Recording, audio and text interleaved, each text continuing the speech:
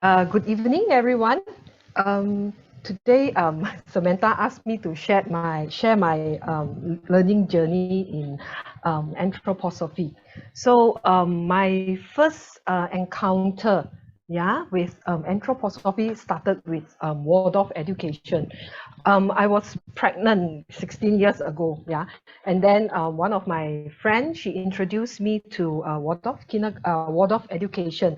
And when I read books on Waldorf education, yeah, I really fell in love with the idea, yeah, the education, how they work with the young children and how the young children work with the nature and how as adult, we protect the senses of the children during the play, yeah.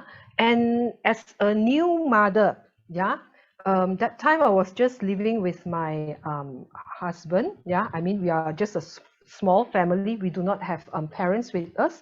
So we are very new. Yeah, we are young parents. And basically, I had two books with me, The Incarnating Child and Beyond the Rainbow Bridge. Yeah, the two books. And it is like the only two books that I always read and read and read again. Yeah, trying to get more and more inspiration from that two books. Yeah, and we realized that for the young child, yeah, the rhythm at home is very, very important. Yeah, because as a new parent, sometimes, not sometimes, I always fell in this, how to say, I don't know what to do with my baby. Yeah. Or I don't know what to do with my child. I don't know what to prepare for him. I don't know what to let him do and things like that. But with that two books that I read, it actually helped me to settle down and bring rhythm into my own life. And in that, I feel very safe. Yeah. And from there, I also know that rhythm is very, very important for the young children. Yeah. And when my child grow up, yeah, about 3 years old, yeah, a few of us, me and a few of my friends, we started a Waldorf Inspired play group. Yeah, and we prepared natural materials for the children to play, and then they cook together with us, and then they have outdoor play, playing with the sand, climbing trees, playing with the swings and things like that. Yeah, so I felt that this is something the young child needs in their life before they start learning. Yeah, and you really can see that when the young child play, it is very, very creative. Yeah, when we give them when they just take a bended piece of wood, yeah, a curved wood, and they look at it and they know that they can play with it. There are so many imagination with that piece of wood. It can be a banana, it can be a sword, it can be a sheep. Yeah, instead of you give them a plastic toy, for example, a plastic banana, yeah, and it is always a banana. It can't turn in. There's no imagination in this plastic banana becoming a sheep or a knife or a sword or things like that. So when I was using all these things that I have read in the books and also asked my friend, I feel that my child, yeah, it is really showing what the books are saying, and he is he is really showing a lot of imagination, and also our life is more rhythmical, and also the child is more safe. Yeah, there are less struggle in the sense that, because their life is very rhythmic. From morning when they wake up, they eat breakfast, and then after that they have their free play, and then after that they will take a bath, and then after that they have lunch, and then afternoon nap. So the child with this everyday daily rhythmic timetable, yeah, they feel safe because they know what is the next thing. And every time when I transition my child from, for example, he's playing, and then I said, oh, it is time to keep clean up things, and then it is time for lunch or to take bath. Yeah, there's not much struggle in that. Yeah, because they already know that, what is the next thing I should do. Yeah, so this is some things that I really see Waldorf education it is very useful for the young parents. Yeah, for the young child. Okay, and then slowly when my child grew up to 7 years old, yeah, I have decided to homeschool him. Yeah, and that time I went online and I saw that in US and South Africa, there are many families that homeschool their children at home, yeah, with the Waldorf method. So I took the challenge. Yeah, I discussed with my husband. Of course, he agreed with it, and then I homeschool him at home. But I went for trainings. Yeah, and at that time in Malaysia, yeah, the Waldorf kindergartens, the children in Waldorf kindergarten starts to grow older, and there are a few kindergartens who are talking about having Waldorf schools. Yeah, so the teachers they went for training in China, so I went together with them, yeah, with the school, the Waldorf school teachers for training in China. But I did not join the school. Instead, I homeschool my own children, yeah. And in the in the primary school age, yeah, 7 to 14 years old, that is the second 7 years, yeah. In Waldorf education, it works on the artistic feeling, yeah, the feeling realm of the child, yeah. At the first 7 years, yeah, we establish good rhythms, good habits, yeah, and they use their senses to play, and also they use their physical body to play and explore the world, yeah. And when they are 7 years old, they are ready to learn, yeah. But the way that we teach them to learn, it's a bit different, where we use a lot of feeling in their learning, yeah. So in Waldorf primary school, or 7 to 14 years old, they learn maths, languages, science, like the mainstream school. But what they learn, the most important thing is through um, what they do, and then how they feel about it. Yeah, for example, we tell a story when we are doing maths, yeah, a math story, yeah.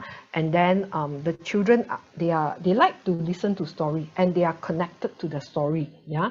And then after that, we work on what we want to teach them, yeah. For example, maths or alphabets, yeah. So for example, if we are teaching alphabets and we are teaching the letter F, yeah, we may tell a story of a fish, a golden fish, yeah. And from that fish, we have the letter alphabet F, yeah. And from there, we draw the fish shape, and we get the fish, yeah. And they learn that this sound f, yeah, fish. So it is a very many multi-sensory learning, yeah, in this in this second 7 years. And the children, when they are how to say, when they like to listen to story, or when they like what they are doing, then they will establish this connection with the knowledge that we want to teach them, and then they will remember for life, yeah, instead of just memorizing. Because memorizing, they usually, we know, yeah, we memorize for the exam, and then after the exam we forget about it, yeah. But when you really love something, and you learn something that you love, then you will remember it for life, yeah. So this is the time where we use the feeling of the children, and we work with the content that we want to teach the children, yeah. And then as my child, he grew older, yeah, my eldest son, I have three children, yeah. The eldest is 16 years old now. So 4 years back, yeah, when he was 12 years old, he told me that, Ma, I want to join a school. I don't want to study at home myself anymore. So then we discussed as a family, and then after that, we decided, okay, we shall move to Rawang, Sasana International School, which is a Waldorf school. So we moved down here to Rawang, and then he continued his third 7 years, yeah, here in Sasana. And now he is in his teenager, and I can share a little bit about the teenager's life, yeah, because you see, I see this very clear in him, yeah. When he was 12 years old, he mentioned that I want to be in a school, yeah. I want to learn together with other friends, yeah. You see this social his longing to interact with peers and also to be in the society, yeah, his longing, yeah. So in Waldorf education, yeah, third the third 7 years, we work with the synthesis of the child into the society, yeah, where the students they after the first and second 7 years, yeah, they have very rich feeling life, and their senses are nourished, and they have been working so much with the natural worlds, yeah. And now is the time they have this longing to do something for the world, yeah. And around 16 years old, yeah, they want to use their creativity, yeah, in changing their world, yeah. So for example, in our school, we have the students, they work when they are in class 11, yeah, they have this period of time where they need to work in the office or the factories for a certain amount of time, or they need to work in a farm physically for a certain amount of time, yeah, to experience the real world, yeah, the adults world. And then slowly, when they leave the school at class 12, they know where they are, what they want, and what they want to do with their life, yeah. So I see that this world of education, yeah, for my eldest son, yeah, that really this very wholesome education, yeah, where we first work with the body, and then the feeling, and then when at the third stage of the third 7 year, yeah, when they are 14 to 21, it is the time where they start to use their head and think, and then what they want to do, they will it out, yeah. So I think it is education that I like very, very, very much. Yeah, and I see this even more in my second child and third child, because my first child, it is my first experience, yeah, as a mother and a teacher. So now I'm going back the second round as a teacher. Yeah, and I use my experience from the first round working with the second batch of children. I see this even more, and I could work even more deeply with them. Yeah, so for parents who have teenagers at home, yeah, where you have 16 years old and above children, you actually can invite them to come for our ACM's youth workshop, because it will be very, very inspiring for the young people, yeah, because they of course, you see, the young people, sometimes they complain about the world, yeah, but instead of complaining, what do you want to achieve, or what can you do for the world? Yeah, I think this is the question that we should bring to the young children or the teenager. Yeah, so this is my short how to say, sharing about my learning, yeah, in Waldorf education. But it is actually a difficult journey. It is not very easy, but I think, yeah, it seems that in the beginning, when I start with Waldorf education, it is something that I'm doing for my children, yeah. But why I could do it for so long, it is actually after I reflect on myself, I actually feel that it is healing myself, yeah. For example, I don't like drawing. I hate drawing because I don't know how to draw, yeah. But because of my child, I need to learn how to draw, yeah. So I went for Waldorf art classes, and also I went for art therapy, yeah. And actually, it sort of break this how to say um, this concept of art, yeah, for me, yeah, because I always think that your art needs to be beautiful, needs to be nice and things like that, yeah. But when I went for art therapy and also some art courses, Waldorf art courses, it is totally different. It is how you experience the color, how do you use it as a tool to understand yourself, to explore this inner space in yourself, yeah. And when I go for these workshops, yeah, the person that learned the most is myself. I went to learn for my son, yeah, but actually the person who gained the most is myself, yeah. So through this journey, I could stay in this journey for so long, yeah. I feel that it is because me myself, I have learned a lot and nourished from this whole journey, yeah. And I think like I said just now, this inner space in myself, it is very, very important, yeah. Rudolf Steiner, yeah, he is the founder of anthroposophy, and he mentioned this thing, and I always keep this in my heart, saying that he says that don't believe anything I say, yeah. You should do it, yeah. So with this journey, yeah, you have to reflect on what you do, yeah. For example, when I read things from the books, yeah, I have to do it, and then I see, you know, oh yeah, my son is like that, and then after that I reflect on it, yeah. So this inner space inside myself, I need to build it up, and also I need to learn certain methods, yeah. So Rolf Steiner, he gave in his book Knowledge of the Higher World, which our tutors will talk. There are many methods, yeah, in Knowledge of the Higher World, yeah. And our tutor, she will talk about one of the exercises in our workshop. How can we reflect on ourselves and also be very, very sensitive to ourselves, yeah. And then I will know what should I do, yeah. And with this reflection that we have in ourselves, you know, when I do something, I reflect, yeah.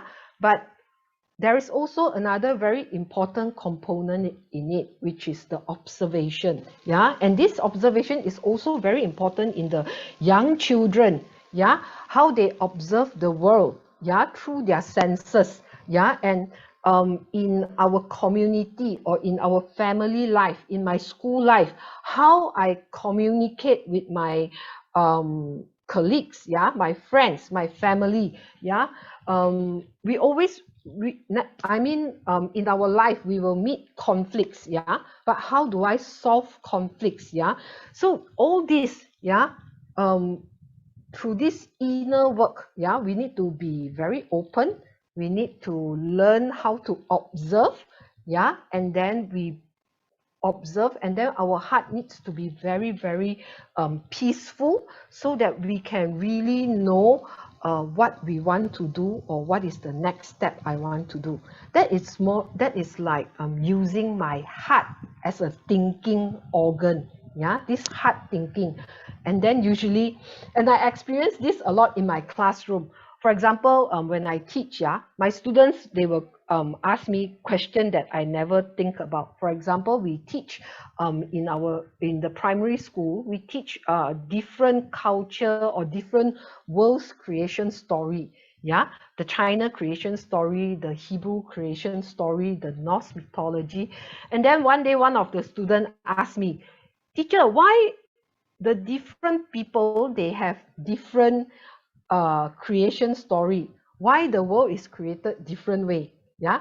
And I need to think fast, yeah. And this inspiration just come, yeah, like that, I share with the children that, you know, when if I have a cup here, and then I had a cup in my classroom, so I took the cup and then I show them, and then I asked the children, those who are on the right, what can you see from this cup? Those on the left, what can you see? Tell me, what do you see? Those who are in front of me, what do you see? And what I observe from here, yeah. So I told them, this is how it is, yeah, where everyone is looking at the same thing, but they just have a small glimpse of that thing. So that is how they interpret the creation story. So I think this inspiration that I have, yeah, when I work with children, it is very much with the inner work that we do as a teacher or a parent, that we always reflect at night, reflect on what I've done today, and we go through what I want to do tomorrow. Or when we meet a difficult child, yeah, we always reflect on the child and think that how should we help him, and usually inspiration will come. Yeah, and this is the inner work that we do. Yeah, and I think it is very, very important for us as a parents or a teacher. Yeah, this inner work, this inner space in ourselves. Okay, so I think the last thing that I would like to share, yeah, is you see that in ACM, the Anthroposophic Conference Malaysia, we have many workshops. Yeah, and I even my school teacher, they come to me and say, they tell me that my colleagues tell me that I don't know which workshop to choose. Yeah, so I think no matter which workshop you choose, yeah, I think like me, I started with Waldorf Education, yeah, but I throughout my 16 years, I learned about inner work. I learned about gardening, farming. I learned about art therapy, music therapy. I experienced, yeah, not learn, sorry. I experienced art therapy, music therapy, eurythmy, Bofmer gym, even home care for my own child. Yeah, so I think no matter which place you start or which workshop you start, yeah, it is just the starting point. Yeah, just pick the workshops that you speak to you the most. Yeah, and from there, I think your journey of anthroposophy, the wisdom of the human being, yeah, you will start. Because we as human beings, we weave into many different fields, not just one field. That's why anthroposophy is called the wisdom of human being. Thank you, Samantha.